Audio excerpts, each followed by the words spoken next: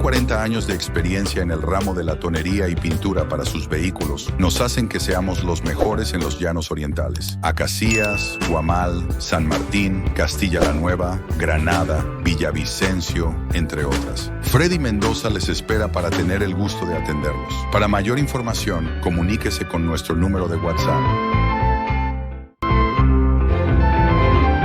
Son muchas las cosas que suceden a diario en Colombia y el mundo. En segundos se las queremos contar. En este canal, Hosman Noticias número 1. Información que los grandes medios callan. Dirige y presenta José Miguel Angulo. Bueno, son muchas las cosas que suceden en Colombia y el mundo, y una de las que están sucediendo es precisamente en Manta, Ecuador. Habla la esposa de Fernando Villavicencio, este candidato que fue asesinado en nuestra hermana República del Ecuador.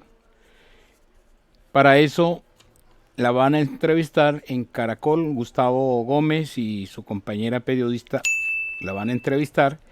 Esta señora va a hablar y va a contar y va a decir que la clave está en Manta, y se hacen la pregunta: ¿por qué este señor Gustavo Petro llega a esta ciudad de Manta, donde los que mandan en ese territorio son los narcos? Y para llegar a un avión presidencial con todos los escoltas, toda la cantidad de gente que llega en una visita presidencial, tenía que tener conocimiento los narcos que están ahí para poderle dar permiso a que un señor, y sobre todo un presidente de la República, aterrizara en esta zona, en Manta. Esa tiene la clave, es la de las llaves. Y también en el noticiero La Hora de la Verdad hay otro señor también que nos va a contar, y ahí se hacen las preguntas: el por qué está sucediendo todo esto en Colombia, las cortinas de humo para tapar lo que está sucediendo en Manta. Allá sí están investigando y se hacen la pregunta y están preguntándose por qué Gustavo Petro estuvo en Manta. Y además se lo dijo, no es una mentira, porque él dijo que estaba en Manta escribiendo una novela, mirando el mar, porque es muy bonito el mar en Manta, y dijo que estaba escribiendo su libro. 30 páginas escribió en esta población. Entonces vamos a prepararnos para mirar, escuchar este documental. Está buenísimo, así que aprovechen. Y aprovecho el saludo para las 1276 personas. No dejen de compartir este material.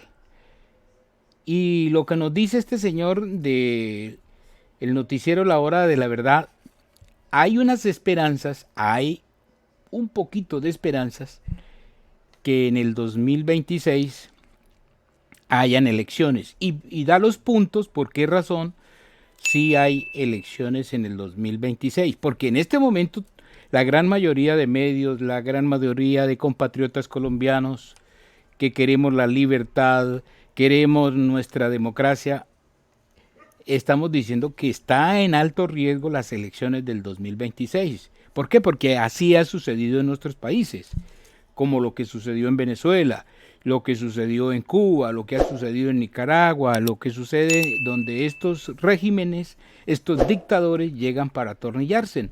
Ellos van creando las crisis en la salud, crisis en la educación, crisis en todos lados. ¿Por qué? Porque les conviene. Y a ellos les conviene que para ese tiempo aquí en Colombia haya un conflicto armado, prácticamente una guerra civil. Porque si se habla de una guerra, pues no hay elecciones. Entonces ellos van buscando, porque tienen sus herramientas en las manos, tienen los malévolos, tienen los grupos terroristas, tienen los grupos al margen de la ley que les van a ayudar. Ahorita, por ejemplo, la otra noticia también que está es que las autoridades detuvieron a este señor alias el Costeño, el autor, uno de los autores intelectuales del atentado contra Miguel Uribe. ¿Qué irá a pasar con ese señor? Porque donde ese señor también diga, no, es que yo voy a contar, yo voy a colaborar, pues su vida está en alto riesgo porque lo pueden eliminar. Es que este autor material, el del atentado contra Miguel Uribe, que supuestamente era un niño, pues no lo lograron de eliminarlo porque estuvieron muy de malas, como decimos en Colombia, muy de malas. Y estuvieron muy de malas, por ejemplo, con haber eliminado, por no eliminar a Miguel Uribe, claro. Dijo un desadaptado por ahí, le faltó puntería. Y entonces los tiene enchicharronados, como decimos en Colombia, que quiere decir para otros países emproblemados, y sobre todo lo de Manta, están emproblemados, porque Manta sí, allá en el Ecuador, están investigando, y a este señor que le echaron hermano lo van a llevar para Estados Unidos. Entonces, claro, va a cantar como el famoso programa que había aquí en Colombia de Jimmy, cante aunque no cante, pero cantará. Y eso va a suceder con los Estados Unidos. Entonces vamos a prepararnos porque Manta tiene el secreto de Petro. Escuchemos entonces lo que nos dice Gustavo Gómez de Caracol en esta entrevista con la señora. Ella se llama Verónica, la esposa del difunto candidato que eliminaron en el Ecuador.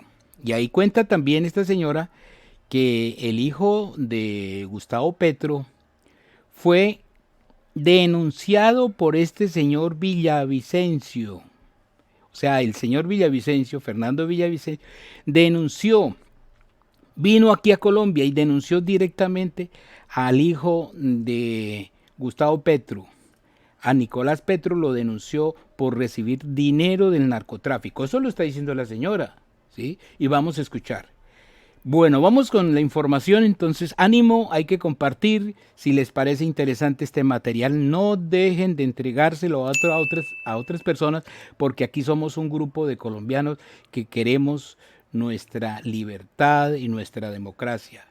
Y ahí les dejo para taparle la boca a todos aquellos también que le dicen a uno, deje de decir mentiras, no desinforme. No, es que no lo dice uno, lo dicen los mismos implicados en la situación. Si estamos diciendo que Colombia está en alto riesgo de no haber elecciones y que que tenemos, el supuesto presidente, se quiere atornillar, eso no lo decimos nosotros, no lo digo yo, lo dicen otras personas, y como dijo nuestro Señor, por los hechos los conoceréis, por sus actuaciones se nota claramente que se quiere quedar en el poder. Escuchemos la información de Gustavo Gómez. Vamos a otro escenario bastante controvertido que hemos mencionado estos días. Un mes después de que el presidente Petro estuviera 2 días en Manta, en Ecuador, tras asistir a la posesión, por supuesto, del presidente Daniel Noboa, el motivo del viaje, pues, sigue siendo una incógnita. Han corrido rumores de que ese viaje del presidente Petro tendría que ver con una posible colaboración del gobierno colombiano en la entrega de un narcotraficante del que hemos hablado aquí en 6 AM, José Adolfo Macías, alias Fito, líder de una banda muy temida que se llama Los Choneros. Los rumores han crecido al conocerse que alias Fito fue capturado en un búnker en una casa de lujo precisamente en la ciudad de Manta, 15 días después de que le enviara una carta a la embajadora de Colombia en Ecuador, la señora María Antonia Velasco, en la que pedía la intermediación de nuestro país para su entrega a cambio de información muy valiosa, como decía la carta. Diana Saray, pero el presidente Petro ha querido bajarle a esto todo el tono en materia de polémica. Sí, Gustavo, en las últimas horas en su cuenta de X, el presidente Petro dijo que fue a Manta a escribir un libro que, según dice en su mensaje, habla sobre la relación entre la acumulación del capital, la crisis climática, y que él aprovechó con esa vista al mar de Manta y escribió 30 páginas de eso el libro, y que a eso fue. Bueno, yo no sé si tiene o no derecho a hacerlo, claro, el presidente puede sentarse, escribir y en fin, pero aquí hay unas cosas que todavía no son claras por esa visita, y Manta, diría uno, no es como el paraíso vacacional para sentarse a escribir un libro. ¿Usted con quién habló en Ecuador, Diana? Gustavo, hablé con Verónica Zaraúz, Ella es la viuda de Fernando Villavicencio, el candidato presidencial que fue asesinado el 9 de agosto del 2023, a 11 días de esas elecciones presidenciales en Ecuador. Y hablé con ella por dos cosas, precisamente porque se ha dicho que alias Fico, este narcotraficante capturado, es quien sabe quién mandó matar a su esposo, pero también porque su esposo, Fernando Villavicencio, denunció una semana antes de su asesinato la relación entre Nicolás Petro, el hijo del presidente Gustavo Petro, la izquierda ecuatoriana y la mafia de ese país. En sus denuncias, Villavicencio habló de la cercanía del expresidente Rafael Correa con Raiza Bulgarín, una persona muy cercana a Correa, a la campaña Petro y a Nicolás Petro. ¿Qué tiene que ver esta persona, la señora Bulgarín, con Nicolás Petro? Gustavo, Raiza Bulgarín es la esposa de Camilo Burgos, el primo de Nicolás Petro, que fue señalado por Day Vázquez de ser la persona que recibía los aportes en efectivo de los financiadores de la campaña y quien se los entregaba a Nicolás Petro. Algunos de estos aportes pues sin mucha claridad sobre su origen. Inclusive en esos chats que usted recuerda que Day le entregó a la fiscalía, se lee como Burgos, por ejemplo, recibió 100 millones de pesos en un hotel en Bogotá y los habría trasladado a Barranquilla con ayuda de Raiza Bulgarín. Se señala también que Camilo Burgos pues le había recibido dinero a personas como el Hombre Malboro y a otras no tan transparentes, Gustavo. En la entrevista que usted va a escuchar ahora, Verónica Zaraúz afirma que Raiza Bulgarín y Camilo Burgos eran el enlace de la campaña Petro con la izquierda ecuatoriana y con Rafael Correa. Esta información, Gustavo, me la corroboró ayer una persona que estuvo en el corazón de esta campaña Petro Presidente. Por estas denuncias hechas por Fernando Villavicencio antes de ser asesinado, es que Verónica Zaraúz considera que el presidente Gustavo Petro les debe a colombianos y a ecuatorianos una explicación de qué fue a hacer a Manta, una ciudad donde este alias Fico y la mafia organizan y mandan, Gustavo. Escuche lo que dice Verónica Zaraúz, la viuda de Fernando Villavicencio. La primera pregunta que le quiero hacer, Verónica, es ¿qué se sabe desde Ecuador de lo que hizo el presidente Gustavo Petro en esos 2 días en Manta? Bueno, acá se sabe que vino a la posesión presidencial invitado por Daniel Noboa. De hecho, fue él y la presidenta del Perú los únicos presidentes que asistieron a la posesión. Luego de eso se supo que viajó a la ciudad de Manta. Para este entonces no sabíamos que Fito, este narcotraficante, se encontraba escondido en Manta también. El ministro del Interior de acá, John Reinberg, dice que tuvo una agenda secreta, que estuvo en una casa de lujo en Manta y que no salió. Eso es lo que se sabe oficialmente acá en el Ecuador. ¿Qué hizo? ¿Con quién se vio? ¿Y qué comió Gustavo Petro? No lo sabemos porque eso lo sabe la seguridad de Petro y nadie más, y él. Pero sí, llamó la atención que venga 2 días y no salga ni a un restaurante, ni a la playa. En fin, ¿no? ¿Qué vino a hacer acá Gustavo Petro? Solamente nos contestará él. Verónica, pero es un hecho que este narcotraficante Fito estaba en Manta esos días.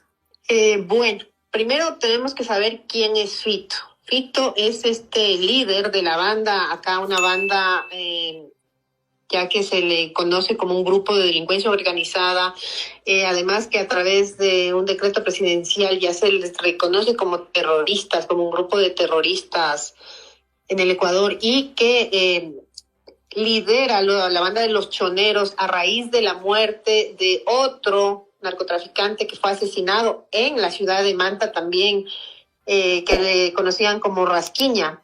Entonces, Fito es este líder que se crea ahí en su propio espacio, que ha mantenido contratos estatales con el municipio de Manta, con el asesinado exalcalde de Manta, Agustín Intriago. Fito, este señor Adolfo Macías, alias Fito, es quien tenía vínculos directos con el exalcalde de Manta, Agustín Intriago, que fue asesinado 15 días antes de que asesinen a Fernando. Y que además Fernando denunció públicamente que le llegaban mensajes diciendo que Fito estaba amenazando la integridad y la vida de Fernando. Eso está puesto en la Fiscalía General de acá.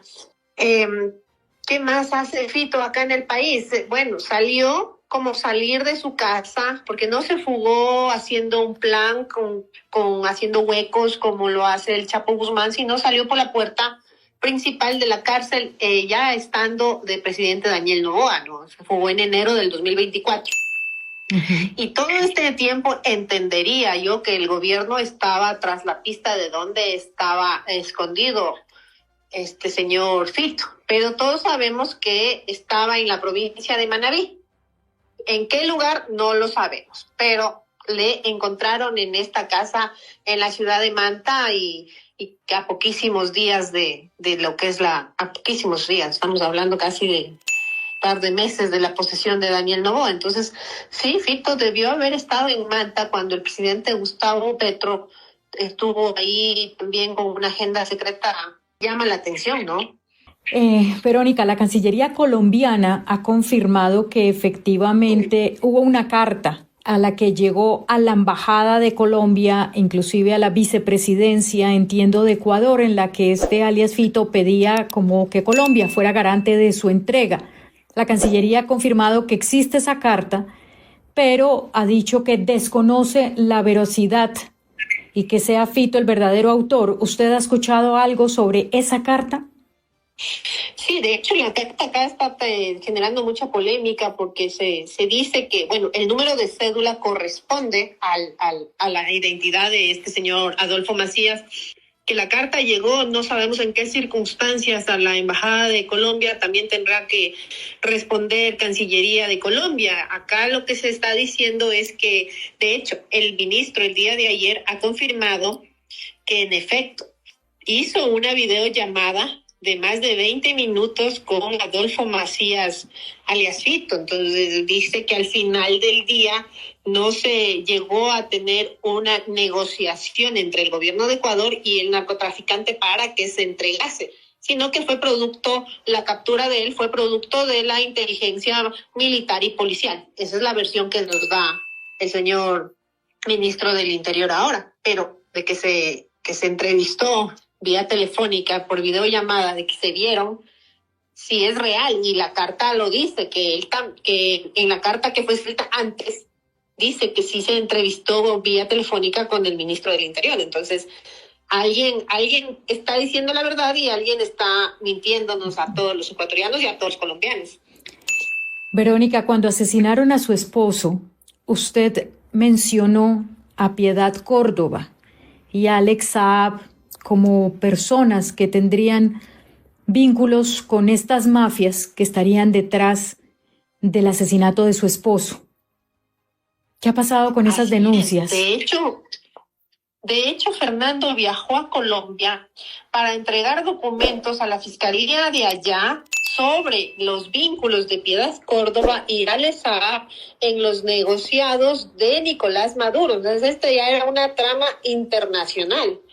Pero allá en Colombia, no sé qué pasó con esta investigación, con esta denuncia que dejó Fernando cuando fue presidente de la Comisión de Fiscalización acá en la Asamblea Nacional.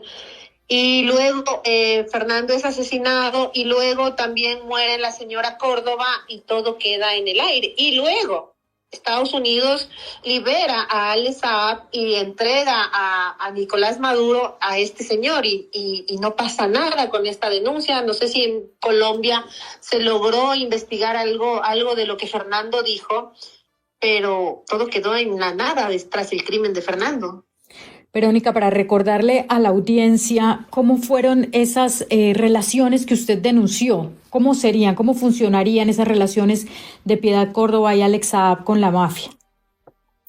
Bueno, todos sabemos que estas relaciones transnacionales, su brazo ejecutor son los narcotraficantes, los líderes de los GDOs, que no solo operan nacionalmente, sino trascienden en las fronteras. Recordemos que los sicarios que asesinaron a mi esposo eran de nacionalidad colombiana y fueron también asesinados acá en el Ecuador bajo la custodia estatal y sorprendentemente estuvieron en la misma cárcel de La Roca en la ciudad de Guayaquil los mismos momentos en que Fito Adolfo Macías estaría también en esa misma cárcel La Roca por una disposición judicial que se le ordenaba estar en la cárcel de máxima seguridad. Luego él, a través de un juez corrupto que ya fue destituido de acá, se liberó de esta medida judicial y regresó a la regional, que es cerquita de donde estaba La Roca, ¿no? También estas personas, estos sicarios, también fueron trasladados a la regional y es donde fueron asesinados. Por eso es que yo publiqué un tuit donde pregunto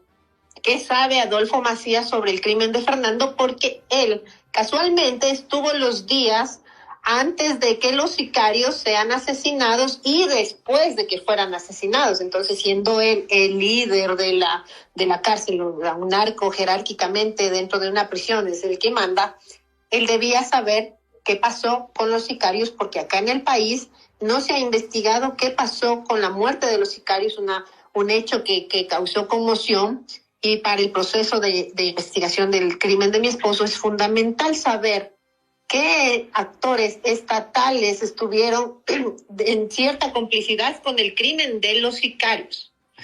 Porque en el crimen de Fernando hay otros actores que tampoco han sido investigados. Entonces, el Piedad Córdoba, este señor, ASAP, políticos de acá del Ecuador, no han sido investigados y el crimen solo ha quedado entre los sicarios, entre gente que ya está sentenciada dentro de la cárcel, que operaban tranquilamente sin que el Estado esté consciente de que ellos están siendo los guardianes de los delitos que siguen cometiendo las personas privadas de libertad dentro de la cárcel. Verónica, se ha hablado también en las últimas horas en Colombia de una posible relación entre el narcotraficante alias Fito y las disidencias de Iván Mordisco, que operan principalmente en el Cauca y el Valle del Cauca en Colombia. ¿Usted tiene algún conocimiento de esa relación? Bueno, los narcos tienen que, por fuerza, tener estas alianzas con los grupos irregulares de Colombia, porque los unos son los que proveen de la droga y los otros son los que transportan. Al fin del día es una alianza transnacional y el crimen organizado es eso. O sea, si los grupos de disidencia de Colombia tienen acá en el país su brazo armado, claro que sí, así como México también tiene aquí su brazo armado y han hecho de este país un paraíso para delinquir, porque en Ecuador nosotros hasta hace apenas unos 5 años atrás no teníamos pues estos niveles de violencia que tenemos el día de hoy, ni tampoco estaban acá en el país ya carteles mexicanos, colombianos, y esto que nosotros veíamos de muy lejos, lo que pasaba en México y lo que pasaba en Colombia, que ustedes llevan décadas luchando contra este mal que es el narcotráfico y los grupos guerrilleros. Nosotros solamente veíamos de lejos y nos asombrábamos, pero ahora nosotros estamos viviendo esta realidad, pero muy aceleradamente, porque hay una violencia nunca antes vista en estos grupos que sí llama la atención. Verónica, la periodista Vicky Dávila de Colombia, que soy precandidata presidencial, publicó hace unas horas lo siguiente. Dice que el capitán pesquero José Francisco Fernández Zapata fue asesinado a tiros en el cementerio Jardines del Edén en San Juan de Manta, en Ecuador. Y pregunta esto. Dice, Petro se quedó en la casa de Fernández en Manta, en el condominio Marine Blue. Y pregunta qué relación había entre la víctima y Luisa González, ex candidata presidencial de Rafael Correa, y otra persona llamada Jaime Estrada. ¿Algo de estos nombres, algo de lo que dice Vicky Dávila, le suena a usted? Bueno, no sabemos si es cierto que este señor, el dueño de la casa donde estuvo alojado el presidente Petro, fue asesinado. No se ha escuchado este crimen o quedó así como algo silencioso, pero sí, que Gustavo Petro, Luisa González, Rafael Correa, Nicolás Maduro tienen una relación muy cercana y muy ligada, es verdad. Así como es verdad que cuando hubo el enfrentamiento en Angostura, por allá, en los primeros años de gobierno de Rafael Correa, fue Juan Manuel Santos, que era el presidente de Colombia, no, era ministro de Defensa de Colombia, sí, que estuvo metido en el bombardeo y luego quedó en la nada ese bombardeo, que fue el inicio de todo este caos que estamos viviendo ahora. Si usted tuviera presidente Petro, usted que es periodista y ha trabajado en estas investigaciones tan profundas, ¿qué le preguntaría al presidente Petro en este momento? ¿Cuáles cree que son esas respuestas que le debe a ecuatorianos y a colombianos? Bueno, yo como ecuatoriana quisiera saber qué vino a hacer el presidente de Colombia acá al Ecuador. Si vino de vacaciones, si tenía gente con quien se reunió, porque como es una persona pública, la vida y las acciones de él nos interesan a todos. Así como cuando nuestro presidente Daniel Noboa viaja al exterior, se sabe la agenda que tiene, pero acá se mantuvo una agenda secreta en una ciudad muy complicada en temas de seguridad, porque Manta es de las ciudades más peligrosas del Ecuador. Que un presidente se exponga de esa manera en una de las ciudades más peligrosas, sí llama la atención. A mí me llama la atención, a los colombianos les llama la atención, pero hace falta respuestas claras por parte de Gustavo Petro. Además, déjeme contarle, se me está pasando por alto, que Fernando, días antes de ser asesinado, también denunció a Nicolás Petro, que había recibido dinero de dinero de no sabemos de dónde para la campaña presidencial de su padre. De hecho, sé que se está investigando este tema en Colombia. Entonces, estas declaraciones que dio Fernando también le pusieron en riesgo en su seguridad y en su integridad. Y pocos días después es asesinado.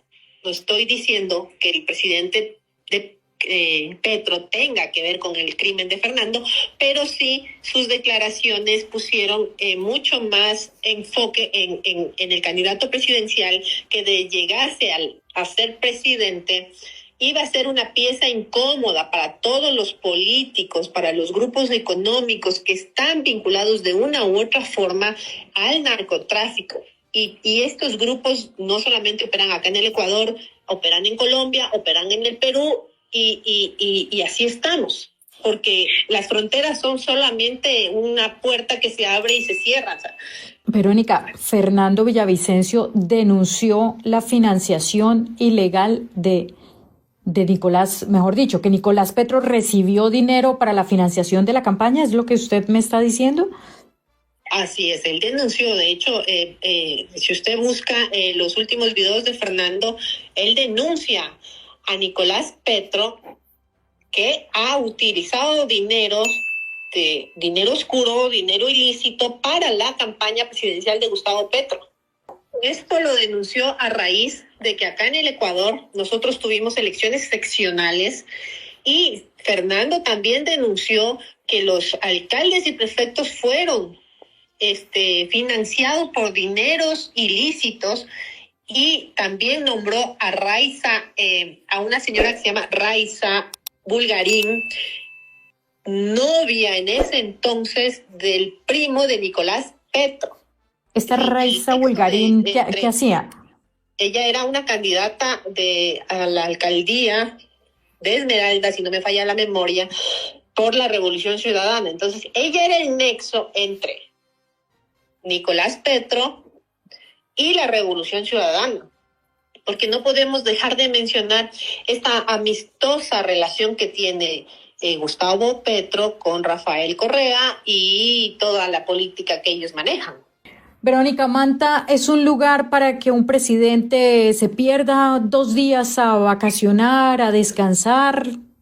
Por supuesto que no. Manta es una de las ciudades más peligrosas que tiene el Ecuador, donde hay sicariatos todos los días y donde los grupos de delincuencia organizada mandan, y sobre todo ellos están al tanto de que personas importantes llegan a la ciudad. O sea, la persona va entrando por tierra o entrando por el aeropuerto y estos grupos tienen pleno conocimiento de quién ha entrado a sus territorios. Entonces, a mí sí me llama la atención que el presidente Gustavo Petro se haya ido a vacacionar a Manta, o sea, una ciudad muy peligrosa para que un presidente tome este tipo de vacaciones. No, como quiera Galápagos, como quiera Salinas, que tenemos la base naval allá y tiene más seguridad, pero Manta no es un destino turístico para un presidente de la República.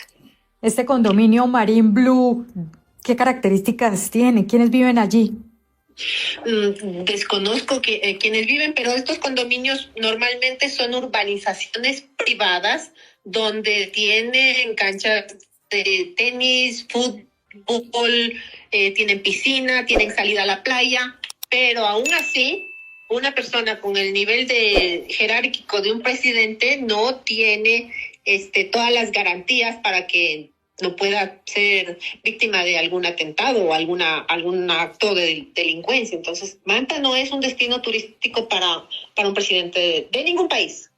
Y según le entiendo, Verónica, es un lugar donde la mafia sabe exactamente quién llega, quién se va y por qué. Por supuesto.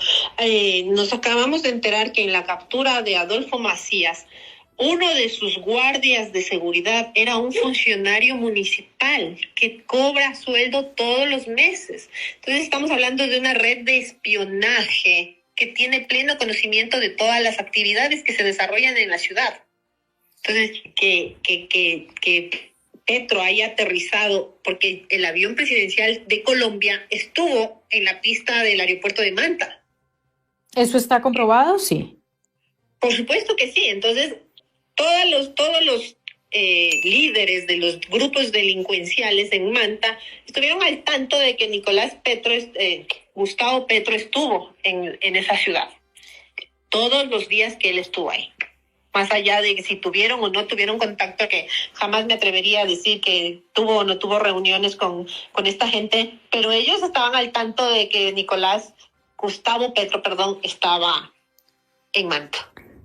¿Usted, Verónica, recuerda el nombre de ese primo de Nicolás que era la pareja de esta Raiza Bulgarín? Se llama Camilo Burgos. Sí, es primo hermano de Nicolás Petro. Y él era la relación entre Rosa Bulgarín y el gobierno, o sea, entre el grupo de Rafael Correa y... Raiza, no Rosa, Raiza. Era el enlace entre el grupo de Correa y el gobierno Petro, ¿correcto? Exactamente, así es. Verónica, para terminar, ¿quiénes mandaron matar a su esposo? ¿Qué se ha sabido de eso? ¿En qué avanzó? Bueno, todavía están en investigaciones, pero lamentablemente acá Fiscalía fue muy negligente en el tema investigativo y solamente se centró en los sicarios que quedaron vivos, ¿no? Los que participaron de la logística, y están sentenciados. Hay 2 sentenciados a 34 años y 2 sentenciados a 16 años. Y ahora se está investigando a los autores materiales. Y claro, otra vez estamos en el mismo dilema de que Fiscalía solamente ha direccionado las investigaciones a este grupo del correísmo, pero ha dejado de lado a los demás grupos políticos que también pudieran estar involucrados en el crimen de Fernando, porque para matarle a una persona de la talla de Fernando Villavicencio se actuó con toda la malicia del caso, pero también se planificó el crimen poniéndose de acuerdo muchas personas. Y estas personas son las que manejan el poder político, el poder económico de este país. Entonces hay demasiados intereses en este crimen que no dejan que la verdad salga a flote. Verónica, muchísimas gracias por esta entrevista y por esta llamada. A usted, Diana, no. Muchísimas gracias. Verónica Zaraúz, la viuda de Fernando Villavicencio, que fuera candidato presidencial en Ecuador, y por supuesto detalles y revelaciones sobre la visita del presidente Gustavo Petro a Manta. Quedan muchas dudas todavía, Diana Saray. Gustavo, demasiadas dudas sin resolver. En este diálogo con Verónica, lo único que queda claro es, primero, pues que Manta, bien lejos de ser un paraíso turístico, es un centro de operaciones del crimen organizado en Ecuador, que no hay manera de que un presidente llegue allá, a esa ciudad, sin que los grupos criminales tengan pleno conocimiento, lo autoricen. Y que además hay indicios de que alias Fito y el presidente Petro coincidieron en el tiempo en esta ciudad, aunque hay que dejar claro que nadie ha afirmado o ha asegurado que sí se reunieron. Y también, Gustavo, pues queda la duda de la relación entre esta izquierda venezolana, ecuatoriana con Colombia, la relación de Camilo Burgos, el primo de Nicolás Petro, y esta mujer Raiza Bulgarín. Gustavo, hay algo que también denunció Fernando Villavicencio antes de ser asesinado, que no lo mencionó la viuda de Fernando Villavicencio en esta entrevista, pero que es importante. ¿Qué sería, Diana Saray? Gustavo, Fernando Villavicencio denunció la presencia en la campaña Petro presidente de Vinicio Alvarado Esquivel. Él fue su estratega político en el 2018 y en el 2022. Este Vinicio Alvarado fue condenado precisamente por la justicia ecuatoriana por recibir aportes ilegales en la campaña de Rafael Correa. Hoy está prófugo de la justicia. Precisamente fue Raiza Bulgarín quien junto a Alvarado Esquivel estuvieron detrás de esta campaña negra contra Fico Gutiérrez y Rodolfo Hernández. Mejor dicho, eran ellos los que fueron parte de esto de correr la línea ética a través de la generación de contenidos digitales falsos. La misma estrategia, Gustavo, que utilizó Rafael Correa en su campaña política. Y seguimos esperando luces sobre esa visita del presidente a Manta. A propósito del presidente de la República, Alfonso. Bueno, muy bien, ahí estaba este informe de Gustavo Gómez y Diana, periodistas colombianos, escuchando a la señora Verónica, la esposa del difunto candidato Fernando Villavicencio en el Ecuador. Y ahí empezamos a aplicar la famosa frase o el refrán que tenemos en Colombia: gallina lo pone, blanco es, frito se come, ¿qué es? Ahí vamos. O también vamos encontrando las llaves, el porqué de los escándalos, el porqué de la cortina de humos ahorita en Colombia, porque no quieren que se diga, que se hable, que se nombre a Manta. Manta tiene las llaves. Y vamos a escuchar a este señor de La Hora de la Verdad, el doctor Rafael Nieto, nos va también a contar algo y al menos nos da unas esperanzas a nosotros los colombianos.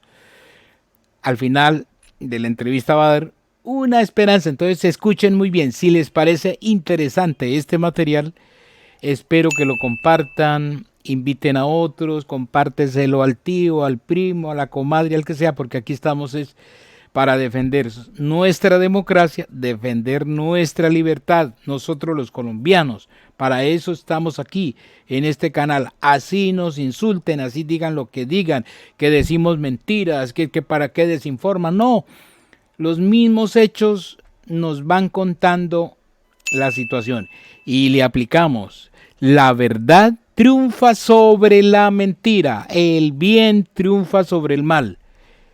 Y como dijo Juan Pablo II, el mal se destruye por sí solito y ahí empieza a desboronarse.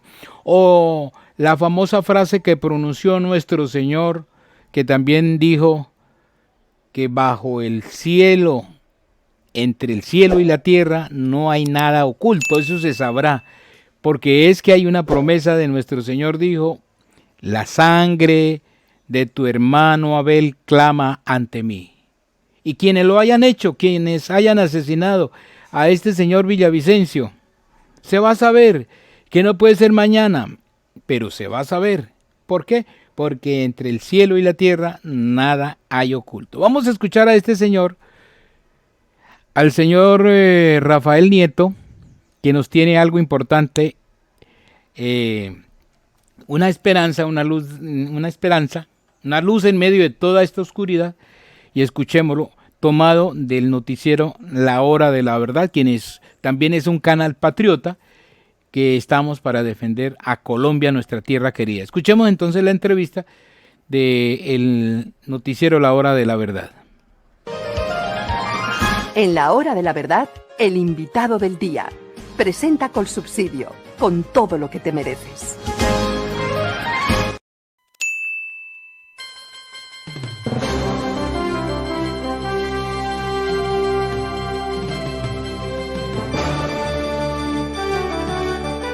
Como se los anunciamos al principio de esta emisión, está con nosotros el doctor Rafael Nieto Loaiza, ex viceministro de Justicia, analista político, gran jurista de este país. Doctor Rafael Nieto, bienvenido a la hora de la verdad. Gracias por atendernos.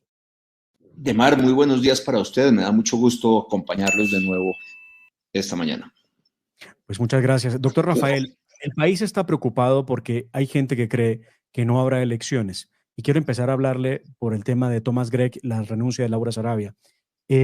Han dicho que la idea de que Thomas Gregg no pueda seguir con los pasaportes es sacarlo del proceso también de organización de elecciones en Colombia. ¿Hay algo que pueda tener de cierto esa teoría? ¿O por lo menos usted la comparte o cree que estamos más allá que de ese episodio que algunos están planteando? Creo, Demar, que es perfectamente posible que esa sea la intención de Petro y de aquellos que lo rodean, salpicar a Thomas Gregg de manera que no se pueda contratar con Thomas Gregg todo el material electoral como viene siendo costumbre en el país. Así que sí, creo que esa pueda ser una de las razones para atacar a Thomas Gregg. Yo, sin embargo, haría dos comentarios sobre ello. El primero, que creo que lo que realmente hay detrás del asunto de Thomas Gregg y los pasaportes es un negociado. Es decir, que lo que buscan es privilegiar a otros y quedarse con una tajada, con una mordida, con una coima a partir del cambio de la compañía que ha hecho los pasaportes en el país. Ese es mi primer comentario. El segundo es que, aunque quieran sacar a Thomas Gregg, la decisión de con quién se contrata el material electoral es única y exclusiva de la Registraduría Nacional y no le corresponde al Ejecutivo y, por supuesto, no le corresponde a Petro. El registrador es una entidad, es un funcionario autónomo del gobierno, no es parte del gobierno nacional, no es parte del Ejecutivo, no depende de Petro. La registraduría es una entidad independiente, absoluta y totalmente independiente, y en esa línea el registrador y la registraduría pueden escoger libremente, sin ningún tipo de interferencia del gobierno nacional, a la compañía que tenga por tarea proporcionar material electoral para las elecciones. De manera que si lo que busca Petro es salpicar a Thomas Gregg, repito, es perfectamente posible. En todo caso, con ello no consigue ni mucho menos que la registraduría deje de hacer las elecciones en el 2026. Si ese es el objetivo, van a atacar burro, no lo van a conseguir.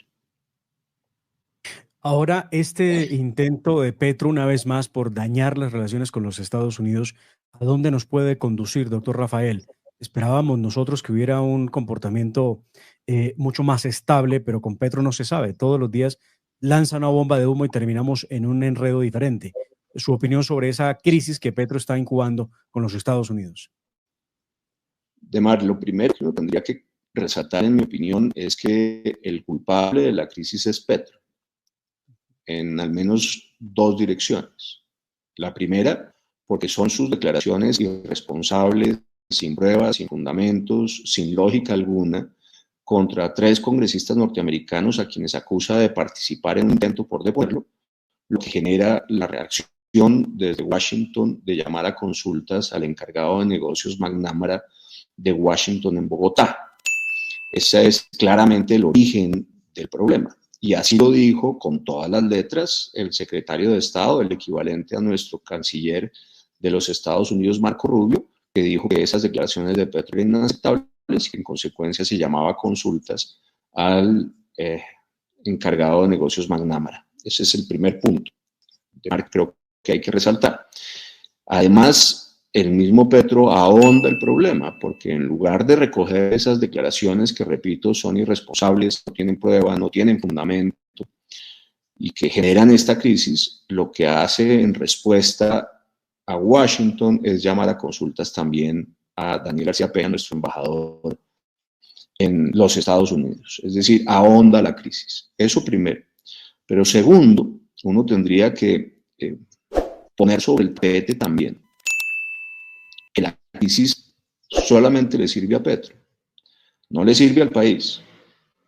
Es más, le hace mucho daño al país de mar, porque los Estados Unidos son nuestro principal mercado exportador, porque de los Estados Unidos vienen el grueso de las inversiones extranjeras, porque los Estados Unidos son nuestro principal socio en materia de seguridad, porque los Estados Unidos son el principal financiador y el voto sustantivo en los organismos multilaterales que nos prestan a nosotros el dinero para poder aquí tratar de cubrir los huecos fiscales. Una crisis con los Estados Unidos nos haría un enorme daño en todos, absolutamente todos los sectores, en las exportaciones, en las remesas, en la inversión, en la salida de capital norteamericano hacia Washington, que además ya está a puertas de que ocurra después de la rebaja en las calificaciones de las grandes calificadoras internacionales de riesgo, porque nos haría mucho daño una desertificación de los Estados Unidos en materia de lucha contra el narcotráfico y porque sería mortal, repito, que los Estados Unidos votaran contra Colombia en el BID o en el Fondo Monetario Internacional, en el Banco Mundial, cuando Colombia tratara de acceder al crédito internacional. Nos haría un enorme daño, pero a Petro sí le sirve. Ojo, la crisis a Petro sí le sirve, y le sirve por varias razones. Le sirve porque distrae, le sirve porque es una cortina de humo, le sirve porque no tendría que dar explicaciones sobre el desastre en la materia de lucha contra el narcotráfico y por tanto podría excusar la desertificación que viene. Y le sirve también porque encuentra un enemigo externo al cual echarle la culpa de todos los males de este gobierno, que son todos, que son muchos. A Petro, repito, le sirve sobre todo porque le permite que hoy estemos conversando sobre eso y no sobre dos hechos que a mí me parecen de una enorme gravedad, que son, en mi opinión, los que explican por qué Petro generó esta crisis con los Estados Unidos. ¿Cuáles son esos dos hechos de mal? El primero, que ayer mismo se conocía la decisión de dictarle orden de captura a Carlos Ramón González. Ese es un nombre todavía poco conocido por la opinión pública, pero que vale la pena describir. Carlos Ramón González es el dueño del Partido Verde,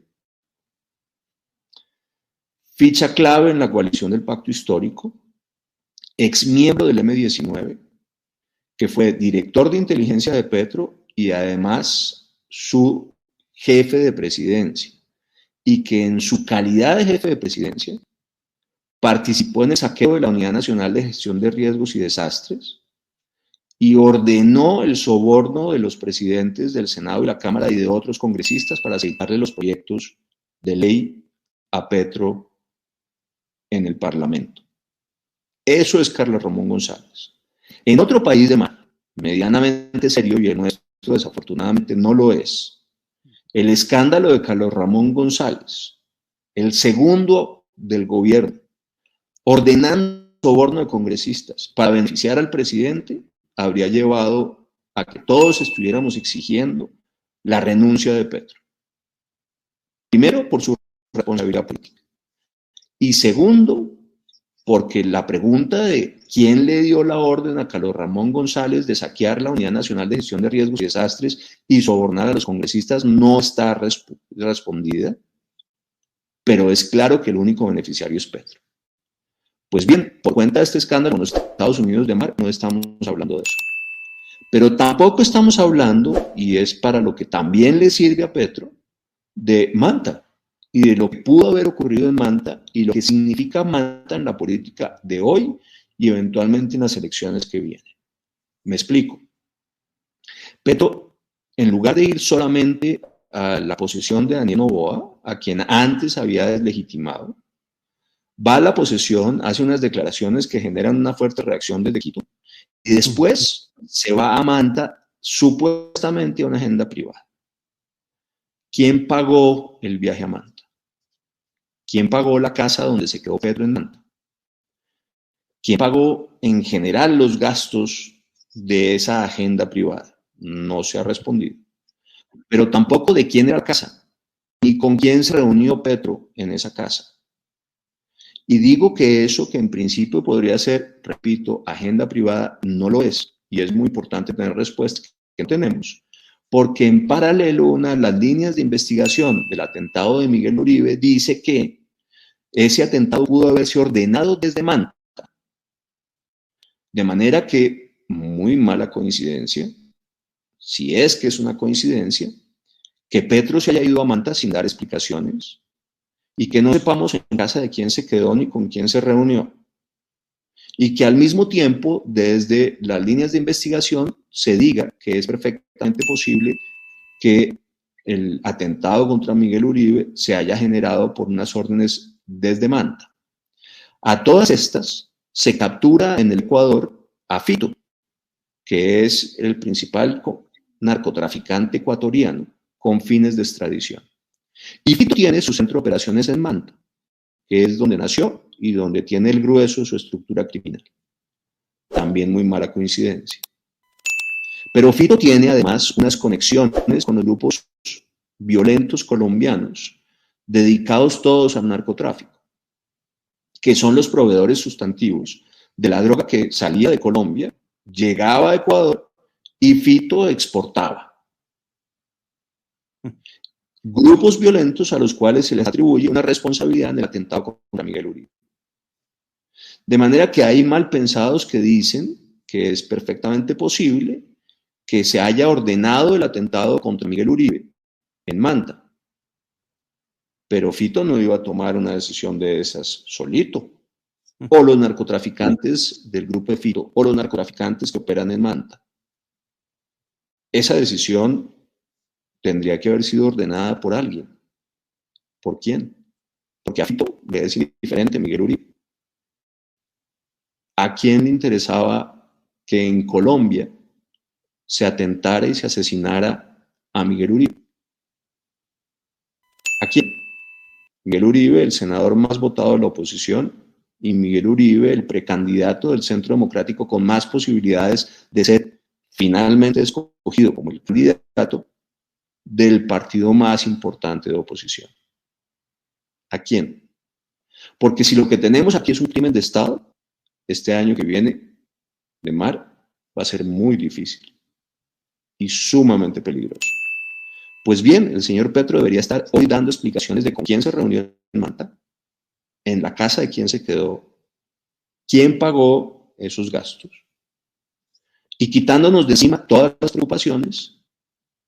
preocupaciones de que pueda tener alguna relación con Fito, los narcotraficantes y eventualmente con el atentado a Miguel Uribe. Doctor Rafael, tener claro que estos son bombas de humo que lanzan para distraer a la opinión pública de temas tan graves como ese. Mire, le comento a usted y aprovecho para excusarme con la audiencia, porque hoy a primera hora teníamos una entrevista en exclusiva con uno de los periodistas que ha revelado quién es alias Fito y cómo fue ese viaje de Gustavo Petro a Manta. Me decía el periodista ayer cuando conversé con él, Mauricio Solak, que es jefe de redacción del diario La Data en Ecuador, que en Manta no se mueve nada ni nadie, una hoja de un árbol, si el narco no lo aprueba, por lo que es muy difícil pensar que el avión del presidente Petro aterrizara como si fuera yendo a cualquier ciudad en cualquier país normal. Manta no es un paraíso turístico, es un paraíso de la mafia. Y vea usted, estaba lista la entrevista a primera hora del día por temas de agenda de invitado de Mauricio Solak, y ha tenido que cancelar nuestra entrevista porque le han llamado del alto gobierno y le han pedido que guarde silencio hasta tanto no se comprueben algunos hechos. Así de grave es el tema de Manta para el Ecuador. Mar, a mí lo que me sorprende es que el periodista le haga caso al gobierno de Noboa. Me parece muy desafortunado.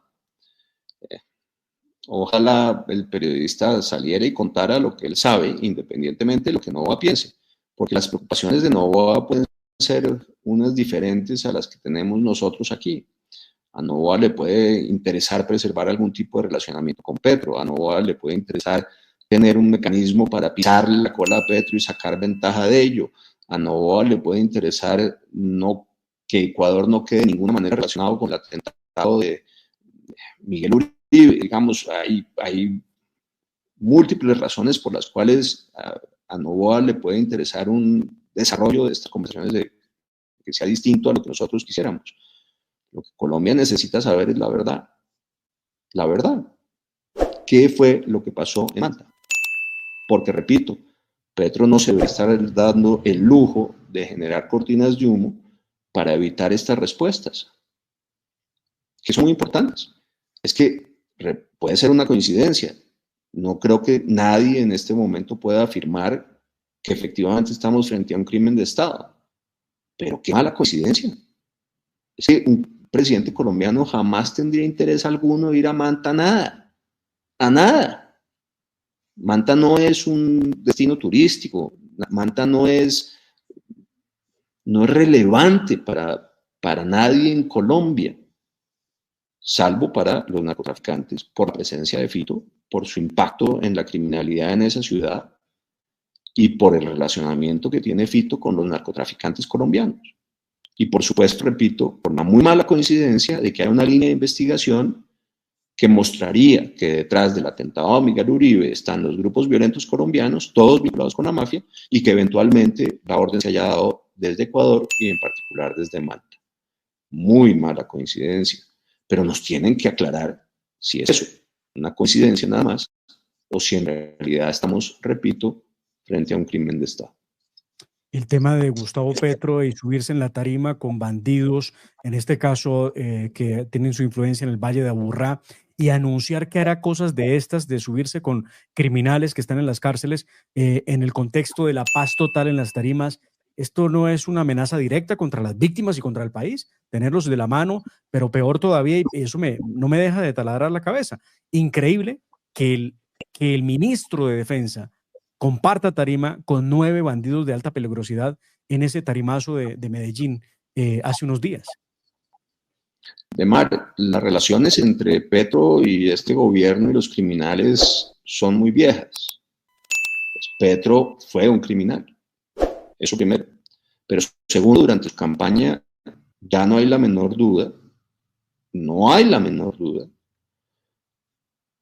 se reunió, no él, su equipo de trabajo, con criminales. De acuerdo con las declaraciones de su propio hermano, no son declaraciones de periodistas o jefes de oposición, Petro ganó la presidencia en virtud de los acuerdos que se obtuvieron entre su hermano y criminales durante la campaña. Recuerde usted esa entrevista del hermano de Petro con la nena Rázola, donde confiesa eso que yo estoy señalando. De manera que las relaciones son muy viejas. Después, durante el gobierno, las decisiones de Petro que han beneficiado a los criminales son sistemáticas. Sobre texto de la paz total, ha maniatado a la fuerza pública por vía de los ceses del fuego, que en realidad terminan siendo un sistema en virtud de la cual las fuerzas militares y la policía no pueden operar ni realizar operaciones ofensivas contra los grupos criminales, pero los grupos criminales no quedan ni siquiera obligados a dejar de delinquir. A través de la suspensión de órdenes de captura, a través de la liberación de algunos jefes criminales que están en las cárceles, a través de la suspensión de las solicitudes de extradición a muchos de esos criminales. La paz total ha servido para beneficiar a los criminales. Ni hablemos de más de las decisiones tomadas por parte del gobierno nacional que benefician el narcotráfico. Ahora, lo de Aburrá, lo de la Alpujarra, es muy grave por el mensaje. ¿Qué es lo que hace Petro? Petro sube 9 bandidos, los peores de todos, a la tarima. La Alpujarra es el corazón del sistema de administración pública en Antioquia. Ahí están la gobernación y la alcaldía. Les da micrófono. Estos bandidos hacen amenazas veladas contra la administración pública, tanto del departamento como de la ciudad, con la bendición de Petro. ¿Qué es lo que está diciendo Petro con esa decisión? Petro lo que está diciendo es que los combos, los grupos criminales de Medellín, están a su lado. ¿Cuál es el mensaje para las elecciones? Pues ciertamente uno muy malo.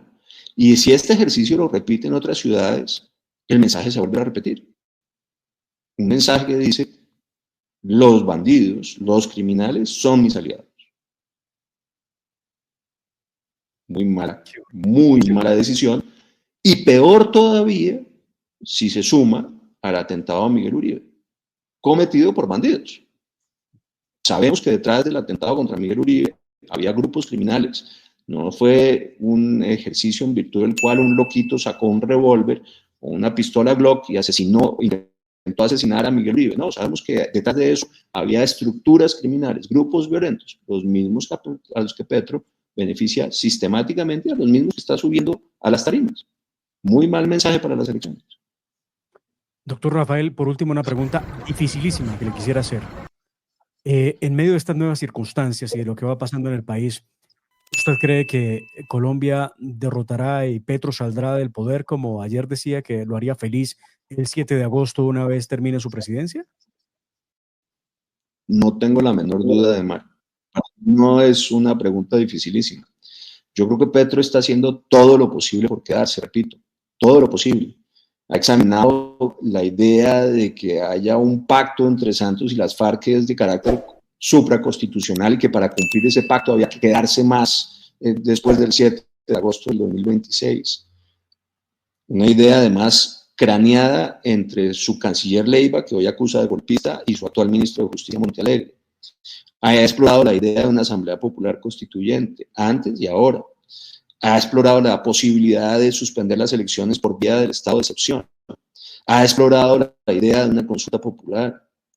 Ha explorado la idea, y la está poniendo ahora de nuevo sobre la mesa, de que no hay garantías para las elecciones, y por tanto, si no hay garantías, no las podríamos celebrar.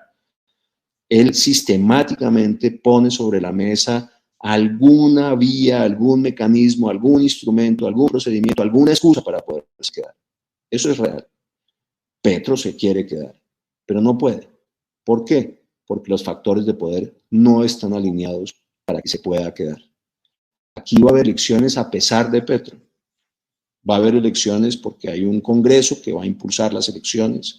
Va a haber elecciones porque hay unas altas cortes y unos tribunales que van a impulsar las elecciones. Va a haber elecciones porque hay un Consejo Nacional Electoral y una registraduría que son independientes y van a hacer las elecciones. A pesar de Petro. A pesar de los problemas de orden público y de seguridad. Y a pesar de las alianzas de Petro con los bandidos. A pesar de todo ello, va a haber elecciones. Petro no tiene cómo impedir que haya elecciones el 7 de agosto del 2026 de mayo. Así que para mí la pregunta no es difícil, la respuesta es fácil. Va a haber elecciones a pesar de Petro y saldremos de Petro el 7 de agosto del 2026. Doctor Rafael Nieto, muchas gracias por atendernos, por estar con nosotros, por ayudarnos a analizar y comprender lo que está pasando en Colombia y darnos esa inyección de optimismo que usted acaba de darnos. Esta ha sido de las inyecciones más importantes en semanas tan difíciles para el país. De verdad, gracias.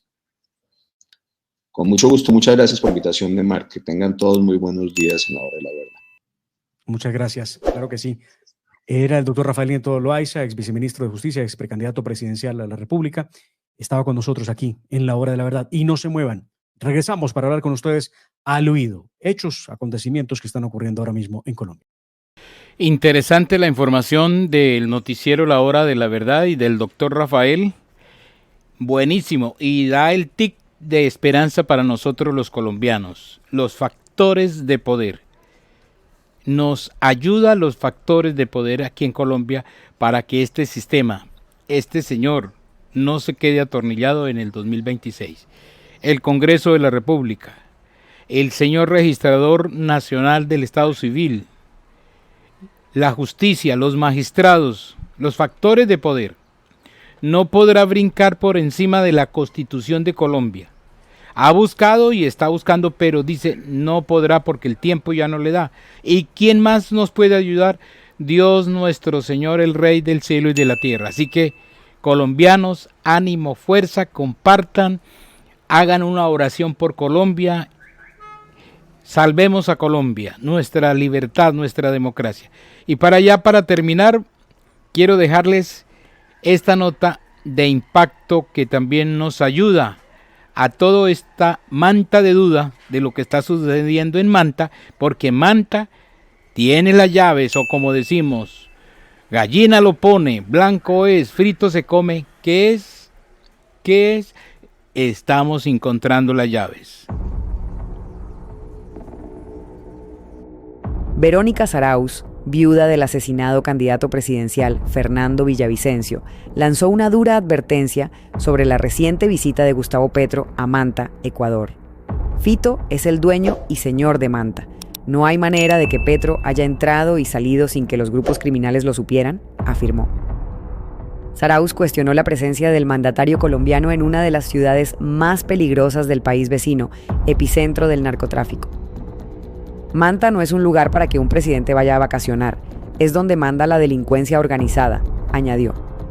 La crítica apunta al inquietante silencio de Petro ante los señalamientos de la prensa ecuatoriana y colombiana de su supuesta reunión con alias Fito en el corazón de su imperio criminal.